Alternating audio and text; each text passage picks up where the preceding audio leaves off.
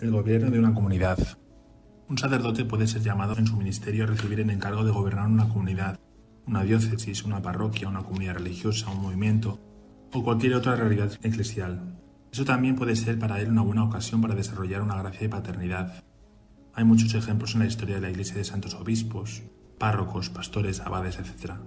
Esta responsabilidad puede ser muy pesada a veces. Ya hemos visto más arriba las quejas de Moisés a este respecto. Pues demanda mucha dedicación y energía, pero puede ser ocasión de un gran crecimiento humano y espiritual. No vivir ya para sí mismo, sino para los demás, atender el interés del otro antes que el propio. Tener en cuenta que cada uno es único. Ejercitar la paciencia y la comprensión, velar por la unidad y la vitalidad espiritual de la comunidad. Estar en diálogo con todos, confiar en el Señor en las situaciones y decisiones difíciles. He sido durante 13 años responsable de una comunidad en Roma. Eso no ha sido fácil para mí. No tengo una gracia particular para el gobierno. No tengo vocación de líder y estoy muy feliz por no tener ya hoy ese género de encargos. Dicho esto, debo reconocer que fue una preciosa oportunidad de purificación, de progreso, de descubrimientos humanos y espirituales, que ciertamente beneficiaron a mi sacerdocio. Quizás he confundido demasiado en la vida de la Iglesia la gracia del sacerdocio con el poder de gobierno. Me parece que hay que distinguirlos mejor y evitar todas las formas del clericalismo y de abuso de autoridad que tienen consecuencias dolorosas. Con todo el gobierno de una comunidad por un sacerdote puede ser un servicio precioso y una forma auténtica de paternidad. Eso supone, evidentemente, que el ejercicio de la autoridad se viva en el espíritu que hemos desarrollado largamente en este libro, de una paternidad que es un servicio, un amor puro y desinteresado para ayudar al otro a crecer y no someterlo. Eso supone también comprender bien la dimensión espiritual de la autoridad en la Iglesia. Lo notamos, por ejemplo, en las bellas palabras de Pedro dirige a los presbíteros en su primera carta. A los presbíteros que hay entre vosotros, yo presbítero como ellos y además testigo de los padecimientos de Cristo y partícipe de la gloria que va a manifestarse, os exhorto. Apacentad la grey que Dios se os ha confiado, gobernando no a la fuerza sino de buena gana según Dios, no por mezquino afán de lucro sino de corazón, no como tiranos sobre la heredad del Señor, sino haciéndolos modelos de la grey. Impresiona notar que en este texto Pedro no define el papel del presbítero en términos de función social, sino a partir de una doble experiencia espiritual: ser testigo de los padecimientos de Cristo y partícipe de la gloria que va a manifestarse. El presbítero no es ante todo la persona que ejerce tal o cual responsabilidad, sino alguien que ha comprendido los sufrimientos de Cristo, que ha percibido la misericordia y el amor infinitos de Dios mostrados en la pasión, y también alguien que ha captado la belleza del reino que vendrá, el esplendor de la esperanza que tenemos en Cristo. Todo se refiere pues al ministerio de Cristo. El ejercicio de la autoridad debe vivirse de manera justa en el plano humano y espiritual, según todo lo que ya hemos dicho, respetuoso, desinteresado, atento a guiar a cada uno hacia su libertad de hijo de Dios.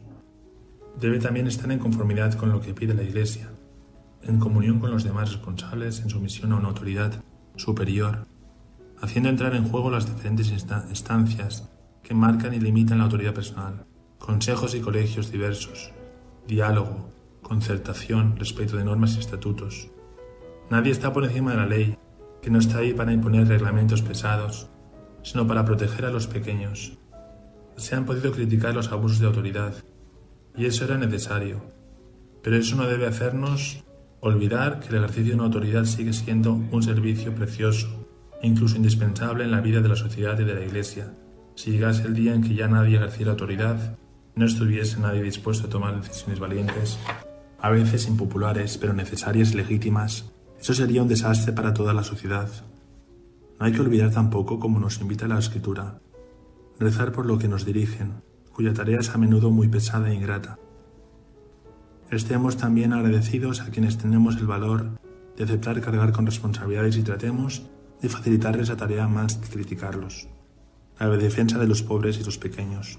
Me parece que un aspecto de la paternidad del sacerdote del que la historia de la Iglesia antigua y reciente da luminosos ejemplos es el de la defensa de los pobres y los pequeños. Muchos sacerdotes o obispos han pagado además eso con sus vidas. La lista es bien larga en todos los lugares y en todas las épocas. Un hombre que tiene corazón de padre demostrará una ternura particular por los más débiles, los más pobres, los más heridos de sus hijos. Debe ser así, lleno de esa ternura compasible. Debe ser así también para un sacerdote. Su corazón debe estar lleno de esa ternura compasiva de Dios por los pobres y los humildes, que están tan presentes en la Escritura, tanto en el Antiguo Testamento Se expresa mucho en los Salmos, por ejemplo, o en el enfrentamiento de Elías y de Acab a propósito de la viña de Nabot, etc., como en la actitud de Jesús y en los escritos del Nuevo Testamento. Vemos a Jesús tomar la defensa de sus discípulos, criticados por los doctores de la ley, de la mujer pecadora, que unge sus pies con perfume, que es juzgada por Simón el fariseo, de los niños a los que se aparta de él, de la gente sencilla despreciada por los saduceos o los escribas, de la pobre viuda que no puede echar más que 2 moneditas en el tesoro del templo. Cada vez que un pobre es despreciado, explotado, humillado, de una manera o de otra, el corazón del sacerdote debe resolverse dentro de él. No quiero decir más sobre esto, pero pienso que todo sacerdote debe plantearse la pregunta: ¿quiénes son los pobres que Dios me confía particularmente hoy en mi ministerio? La respuesta puede ser muy distinta según cada uno: los jóvenes perdidos, las personas solas y ancianas, los enfermos psiquiátricos, la gente de la calle, los corazones heridos por la falta de amor, las personas con gran necesidad de escucha y consejo, y así a continuación. Es claro, si soy un cura de parroquia, que mis primeros pobres son los feligreses que Dios me confía. Si soy predicador, mis primeros pobres son las personas con gran necesidad de verdad y de aliento que da el Evangelio, pero me parece que debemos tener, en cuanto a sacerdotes, una clara conciencia de ser servidores de una cierta categoría de pobres que Jesús nos confía de manera particular. Es bueno recordar las palabras de Jesús en la unción de Betania: a los pobres los tenéis siempre con vosotros, pero a mí no siempre me tenéis. Estas palabras muestran una apremiante invitación de Jesús a encontrarle y a servirle en los pobres, que Él me confía más especialmente en mi vida y en mi ministerio. Conclusión. Muchas otras cosas podrían decirse sobre este asunto de la paternidad del sacerdote. He compartido algunas reflexiones a partir de mi experiencia, que ciertamente es limitada. Merecerían completarse o ser corregidas y mejoradas en muchos puntos. Mi único propósito es animar a mis hermanos sacerdotes en su hermoso y gran misterio. Invitar a los fieles a hacer lo mismo. Recordemos las bellas palabras de San Pablo en la segunda carta a los Corintios. Por eso, teniendo ese ministerio por la misericordia que se nos hizo, no desfallezcamos. Los dolorosos fallos que puedan haber en este cuerpo, en este campo, la necesidad de reformar algunas cosas en la Iglesia, no deben hacernos olvidar que el don hecho por el Señor a la Iglesia y a toda la sociedad a través del sacerdocio es un don extremadamente rico y precioso. Viviendo su sacerdocio con una gran humildad y un esfuerzo constante de conversión y de purificación, los sacerdotes deben tener plena confianza en la gracia que han recibido y creer en la bendición que ellos pueden ser para el pueblo de Dios. El regalo que se les ha hecho debe también ser acogido con gratitud para los fieles. Hay que reconocer también que su situación no es hoy fácil. Su carga es con frecuencia muy pesada. A veces están muy solos, a menudo son objeto de demandas contradictorias y difíciles de gestionar. Se les pide, por ejemplo, jugar su papel, ser activos y dinámicos, pero al mismo tiempo no se quiere que tomen demasiado lugar y se les sospecha pronto el clericalismo. Se querría a la vez que fuesen hombres muy accesibles y cercanos a sus semejantes, siendo al mismo tiempo ángeles sin ningún defecto. Son a veces víctimas de desconfianza y saben que todo error en su vida saldrá enseguida en los medios. Las presiones que pesan sobre la vida de los sacerdotes hoy son enormes y merecen quizás más comprensión y misericordia. Dicho esto, no será necesario que los problemas relativos al sacerdocio, aunque sean reales y deban ser afrontados con valor, nos lleven a un pesimismo, un desaliento, una sospecha ante la Iglesia. Eso sería hacer el juego al enemigo, que busca siempre saquear el tesoro de la Iglesia y privar de sus bienes más preciosos, en particular la alegría y la esperanza. A pesar del contexto difícil, es necesario que los sacerdotes estén contentos por haber sido llamados a este ministerio, a esta participación en el sacerdocio de Jesús, que es un verdadero regalo para ellos y para el mundo. Se necesita también que los fieles estén contentos por poder beneficiarse del don que les hace el Espíritu Santo gracias a la existencia del ministerio sacerdotal y estén llenos de agradecimiento. Mi pequeña obra querría también ser un llamado a la intercesión de los fieles por los sacerdotes, por las vocaciones sacerdotales y ya que el ministerio de los sacerdotes sea más que nunca acompañado por el amor, la estima y la oración de todos.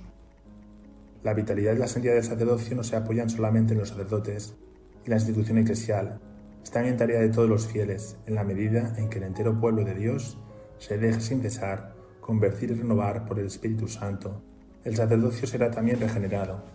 Si rezamos incesantemente para que el Señor nos dé sacerdotes santos, si las familias están deseosas de que Dios elija entre sus hijos sus futuros ministros, si hacemos todo lo posible para rodearlos, apoyarlos y amarlos, evitando idealizarlos y ponerlos sobre un pedestal, Dios renovará y purificará el sacerdocio para dar a la Iglesia sacerdotes que serán antorchas de su luz, de su santidad y de su misericordia, y que ayudarán a cada fiel a ejercer en la alegría y la libertad de los hijos de Dios el esplendor de su propio sacerdocio bautismal.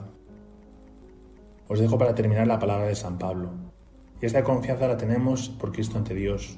No es que por nosotros seamos capaces de pensar algo como propio nuestro, sino que nuestra capacidad viene de Dios, el cual también nos hizo idóneos para ser ministros de una nueva alianza, no la de la letra, sino la del Espíritu, porque la letra mata, pero el Espíritu da vida. Pues si el ministerio de muerte grabado con la letra sobre piedras resultó glorioso, hasta el punto de que los hijos de Israel no podían fijar su vista en el rostro de Moisés a causa de la gloria de su rostro, que era perecedera. ¿Con cuánta mayor razón será glorioso el ministerio del Espíritu? Encontramos en 2 Corintios 3, 4, 8. Terminado en la fiesta del Santo Cura de Ars el 4 de agosto de 2020. Demos gracias a Dios.